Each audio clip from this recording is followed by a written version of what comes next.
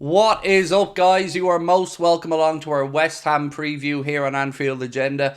The Reds' fourth away game on the trot, and Liverpool have to pick up a victory. The league title is beyond us, in my humble opinion, but until it's mathematically impossible, we got to keep going. You're going to notice a change, though, in my team selection today. I have somewhat looked to the future because I just don't think we can keep rewarding the players who are failing the manager, failing the supporters, and failing to get the job done. So, my team will reflect that. We want to know your thoughts, though. Do let us know in the comment section. Drop a like on the video, and if you haven't hit that subscribe button, please do.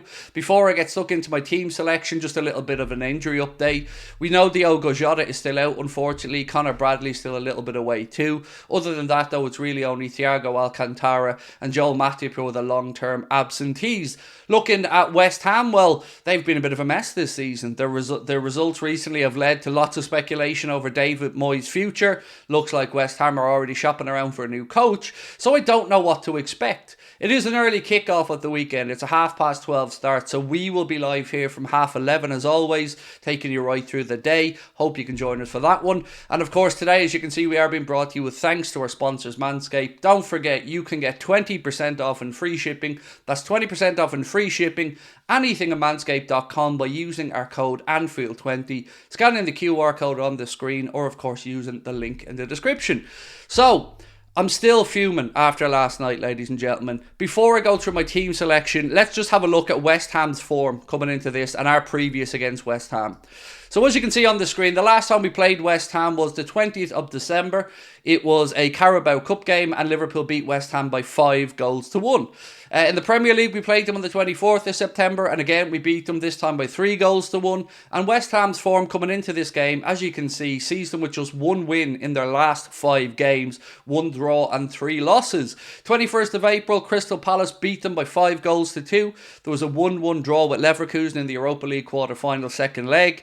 They were beaten 2-0 away, or excuse me, 2-0 at home against Fulham. And the 11th of April, they were beaten 2-0 by Leverkusen. And the last one on our list there is West Ham's only win of the last 5, which was a 2-1 victory at Molineux on the 6th of April against Wolves. So, as you can see, their form is pretty much as sketchy as ours, but we have to start winning. We cannot allow Jurgen Klopp's reign at the club to come to an end with losses. We got to at least try and get the 4 on the bounce for the manager. Already people are starting to look over their shoulders and worry about the likes of Aston Villa coming up behind us, and who would have thought we'd be talking about that? So, with that in mind, score prediction first. What have I gone for? Well, my friends, I'm not going to be too overly optimistic, but I've got to produce victory, so I've gone for a 2-1 win for Liverpool, and I say that with about as much confidence as you probably feel with my score prediction, which isn't that much right now. I'm taking a lot of hope from the fact that West Ham players look like they're on the beat, some of them, and I hope that they don't show up at the weekend, but we still have to go and do our job. So I'm thinking we just about scrape a 2-1 victory. Next up, though, we'll get stuck into the team selection, and as we always do, we'll start off with the goalkeeper and the 2 centre-backs. Alisson Becker will keep his place in goal, although I do think he could have done a little bit better last night with Everton's first goal, but that's by the by. He is still, in my opinion, one of the greatest keepers in the world.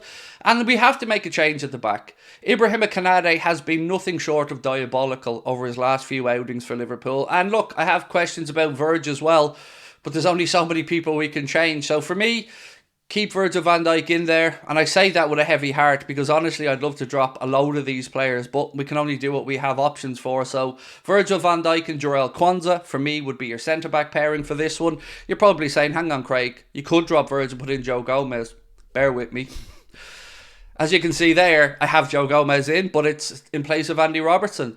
Because again, we need to do something to shore up our defence. And if it's at the expense of going forward a little bit, then so be it. We need to stop conceding leaky, stupid goals. So I've brought Joe Gomez back in at left back and Trent Alexander-Arnold on the right hand side. So that's my back 4. Alisson in goal, Joe Gomez at left back, Trent at right back, Virgil van Dijk and Jarell Quansah as the centre backs.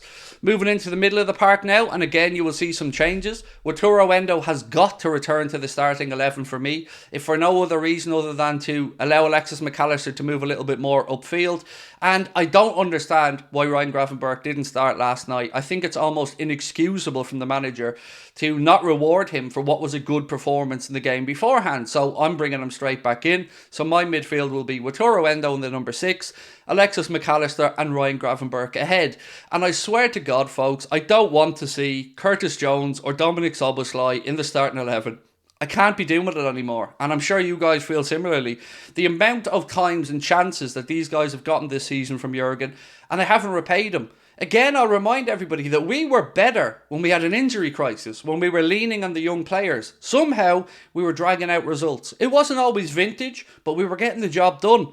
So you can't just keep rewarding the same players for these subpar performances, in my humble opinion. So that's why I've gone Endo, McAllister and Gravenberch. But the changes don't stop there. We'll look ahead to the forward line now and you will see some obvious people that have left out. One sec. Here we go. Luis Diaz, to me, on the right-hand side. Now, do I think Luis Diaz needs to be dropped? Probably as well. But there's only so many changes that I can make because of personnel. So I've moved Luis Diaz from the left-hand side across to the right-hand side. And I've brought Cody Gakpo back in on the left-hand side of attack. Obviously, Cody Gakpo wasn't available for the Everton game because his wife was giving birth to their child. And I absolutely understand that he wanted to be there with his family. I'd be the very same. So now that he will be available, I'd have Cody Gakpo on the left-hand side of attack and Lucho on the right-hand side of attack. Now, we've no Diogo Jota, so who have I gone for through the middle? Have I gone for Darwin? Have I gone for Salah? No, of course not. I've not lost my mind. Well, I've lost my mind at how poor they've been, but I'm not going to put them in my team. So what I've gone for is Jayden Danns. And I don't see why he didn't get a chance last night. Everybody was screaming for him to come off the bench. I was, the chat was, social media was, but yet again, no, we were bringing on full-backs towards the end of the game. Changing centre-backs. It was very, very, very strange. So, just to confirm, my Liverpool 11 for the game against West Ham this weekend is Alisson Becker in goal, Joe Gomez at left back, Trent at right back, Jarell Quansah and Virgil van Dijk as your centre backs. In midfield with Toro Endo, then Alexis McAllister and Ryan Gravenberch.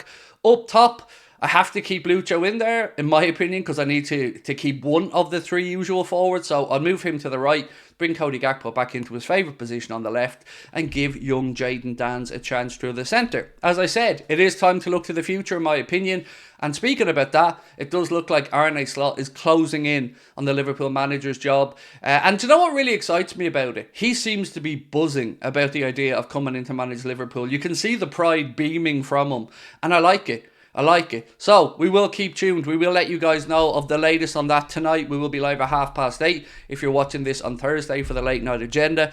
Loads to go through on tonight's show, so hopefully you can join us for that. And don't forget, if you want to come and see us at either Belfast or Dublin, you can get the tickets on Ticketmaster. The link is in the description, or you could just search Anfield Agenda on there, and hopefully we show up for you. Right, my friends, I'm going to head off and get ready for tonight's show, but until then, thank you for watching. Don't forget, drop a like on the video, hit that subscribe button if you haven't done so, and thank you for giving up some of your time to have a chat with me. I'll catch up with you soon. Bye bye.